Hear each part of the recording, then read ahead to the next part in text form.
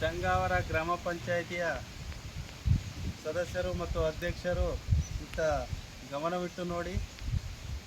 ಚರಂಡಿ ತುಂಬಿ ಸುಮಾರು 1 ವರ್ಷ ಆದರೂ ಸಹ ಇದು ಏನು ಕ್ಲೀನ್ ಮಾಡಿಲ್ಲ.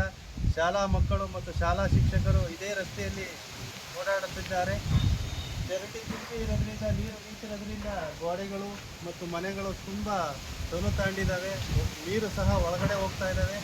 ಸಂಬಂಧಪಟ್ಟ ಅಧಿಕಾರಿಗಳು ಈ ಕಡೆ ಗಮನ ವಹಿಸಬೇಕಾಗಿ ತಮ್ಮಲ್ಲಿ ವಿನಂತಿ. ಮಾತಾಡಲ್ಲ ಮಾತಾಡಲ್ಲ